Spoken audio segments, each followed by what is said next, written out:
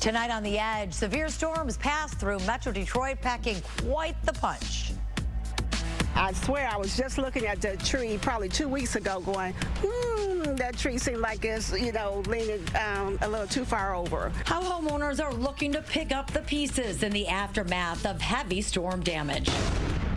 It's sad that there's always something going on. We can never have fun in Detroit. Shooting suspects still on the run after gunshots pop off just before the fireworks soared across the sky. Will the violence keep people from going downtown? Was there a point in time where you're like, this might be it for me? Yeah. There was when I looked down the barrel, there was a quick thought that, yeah. Meet the local man whose brave action saved countless churchgoers as bullets whizzed by his body. Those stories and more right now. This is The Edge. The Edge at 11 starts now. Well, tonight on The Edge, thousands remain without power following strong storms that rolled through Metro Detroit late this afternoon. Wicked weather left behind damage and toppled trees in several communities, and in Detroit, one tree even landed on a house. And while these storms are long gone, we could see more tomorrow. And Fox News' Lauren Edwards has a closer look at the damage. Both just shaken, didn't know what to do. Menacing skies above caused extensive damage below. The storm so powerful it knocked over this large tree onto a house in Detroit. Just did a lot of work on my home, and it's a lot, it's just.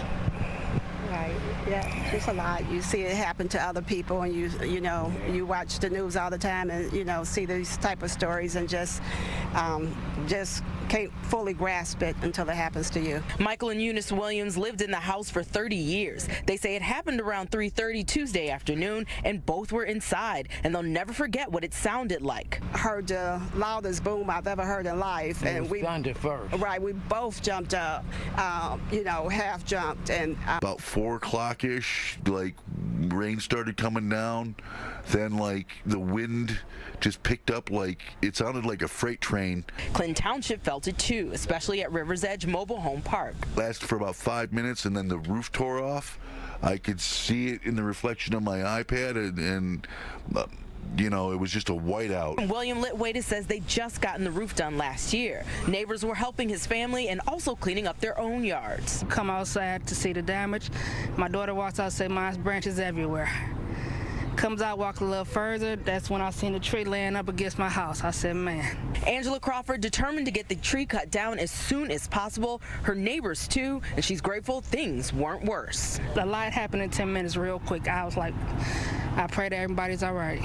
Last time I checked the DTE power outage map, 19,000 homes were still without power in Metro Detroit, specifically over 1,000 here in Royal Oak. But good news, DTE is out working around the clock, working to restore power. Please stick with Fox 2 for all of your storm coverage. Reporting here in Royal Oak, Lauren Edwards on The Edge. We saw those storms roll through the area between 2:30 and 4:30. Thankfully, they're history. We've also been dealing with the heat these last 4 days. Look at Saturday, Sunday, yesterday, and today. Numbers in the 90s. Tomorrow's a different story. We're going to get a nice break. There is a weak cold front draped across the region. It's slowly sinking south. Not a lot of thunderstorm activity for us. Right now, it's up around Saginaw. You can see the clusters of storms, Bay City and Midland as well. Also, some more storms close to Cleveland right now. But tomorrow, with the daytime heating, we will likely see some more rounds of spotty thunder showers. Really, that's true for the next few days. Here are the daytime highs today, 95 for us. Much more comfortable for Alpena and for Traverse City. There it is. Not a record for today. The record, 1952 of 97. It's still very muggy out there, even though the temperatures are down a bit. Not much of a breeze as well. Look at the dew points for a lot of us in the low to mid 70s. That'll slowly subside through the overnight. 84 Columbus, 80 in Grand Rapids, but much cooler up in Sault Ste. Marie, 53 degrees. Here's that frontal boundary. The hot air is south of it, milder air north of it. But so long as this frontal boundary is going to be close to us, we'll have some spotty storm chances. For the rest of tonight, perhaps a stray shower down to 70. Tomorrow, 81. So not as hot. Boy, it looks good, 81. And notice the heat kind of comes back for the weekend. We'll have highs near 90 degrees for Friday, Saturday, and Sunday. Taryn, Brandon, a full check at 4 a.m. Sounds good, Rich. Thank you. Well, a major stretch of I-75 in Monroe County now back open after a deadly crash shut down the interstate for most of the day. It's because of this. It happened shortly before 10 this morning on northbound 75 near the 275 exit. You can see crews working to clean up beer cans littered across the road. State police say the semi-truck driver actually smashed into a road work vehicle, jackknifed, and then hit another work vehicle. He died at the scene, and several MDOT workers were hurt. Well, tonight we are hearing from the man who stopped a gunman at a church in Wayne. Yes, the terrifying incident playing out Sunday morning. Fox News' Jessica Dupneck spoke to the man who effectively really ended this threat, and she's joining us live. But, you know, he put his own life in danger to do this, Jessica. He sure did. He told me at one point there were literally bullets whizzing past him inside the church. Now, about 10 years ago, the people here at Cross Point Community Church in Wayne, they decided to develop a security team. Now, some of them are armed, including Jay Trombley, the man who stopped that threat. They're highly trained, too, from local law enforcement to people around the country, so they were prepared for this kind of thing. Now, Jay, very humble guy. He doesn't want credit. He says this was definitely a team effort to save hundreds of lives. You're not going to let me call you a hero, are you? No, we did what we were called to do.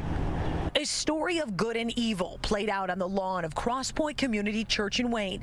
Inside, more children than usual, about 80 last Sunday, running with their parents for their lives, seen on the church's live stream. Was there a point in time where you're like, this might be it for me? Yeah, there was, when I looked down the barrel, there was a quick thought that, yeah. Jay Trombley says bullets were whizzing by him. We had lots of tables set up. We were having snacks and stuff in the tablecloths. You could see the bullet holes through the tablecloths. The gunman, dressed in tactical gear, armed with what sounded like a modified automatic rifle, was run down on purpose by a churchgoer late for the service that morning.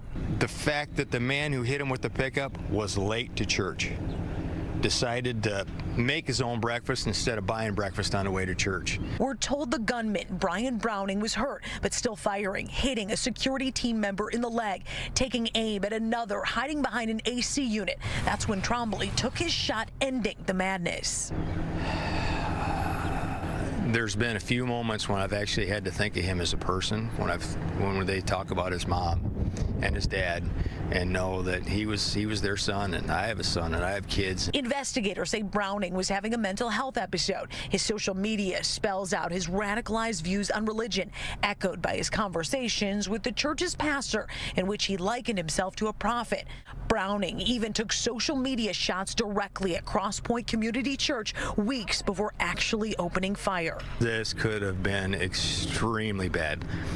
We think that maybe he thought we were having an outdoor service and he was coming to the front yard. Trombley said God's hands were on them that day. We go on. We cannot let the devil stop us from spreading our word. You heard Jay in the story there mention having an outdoor service. Well, the week before Father's Day, that's exactly what they did. Dozens of people right on the front lawn, and that would have been in the shooter's path. Reporting live in Wayne, Jessica Dupneck on The Edge. Wow, that's such a close call. And what about that shooter or the suspected shooter in this case, though? What do we know about him? You said radicalized, also a mental health episode. What do we know there? Yeah, police definitely pointing in the direction of mental health, but it doesn't take much of a social media search to see that it definitely looks like he was radicalized. Almost all of his posts were very violent, sort of radicalized, and it was clear that it started to escalate in the weeks leading up to this shooting.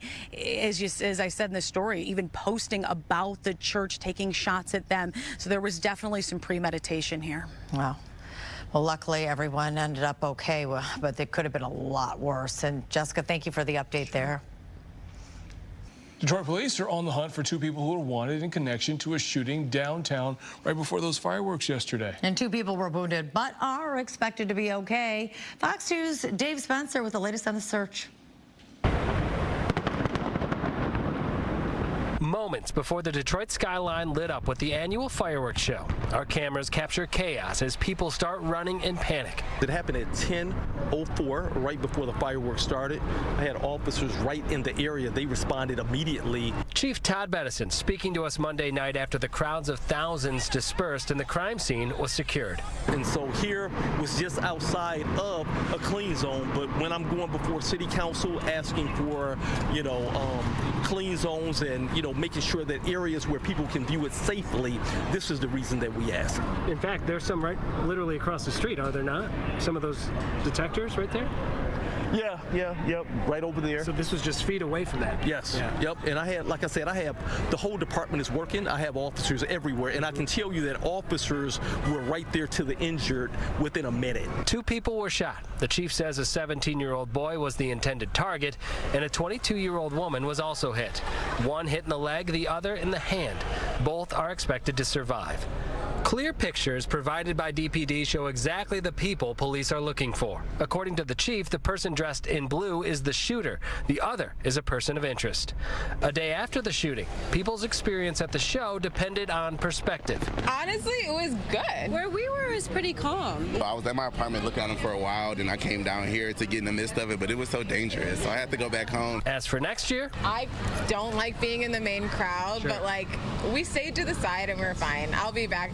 I mean, we're right outside my apartment. I'll be back. I have teenage kids, and if they ever ask me to come downtown or can they hang out downtown with their friends, then the answer will be absolutely not. Police say the shooting itself happened in a crowd of roughly 20 people. After the shooting, the suspect was last seen entering a nearby parking garage. Again, anyone with information as to where they are now should call police immediately, or if they want to remain anonymous, simply call 1-800-SPEAK-UP. In Detroit, Dave Spencer, on the Edge. A Shores man has been sentenced to 25 to 35 years behind bars for shooting his brother at a family reunion in East Point. Kevin Jones pulled the trigger in the parking lot. Police say they pulled the trigger in the parking lot of the Kennedy Park back in August of 2023. Jury convicted him on multiple charges in April.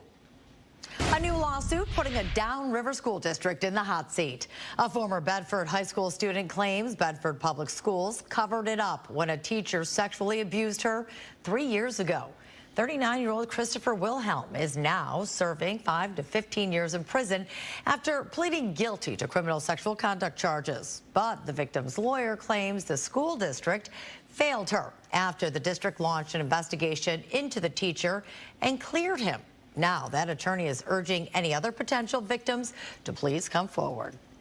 This lawsuit is about what the school district, the principals, and the assistant principals failed to do to protect my client from this man. You think the school has a duty to protect your client against a bad teacher? Absolutely. The law says so. The Elliott Larson Act says so.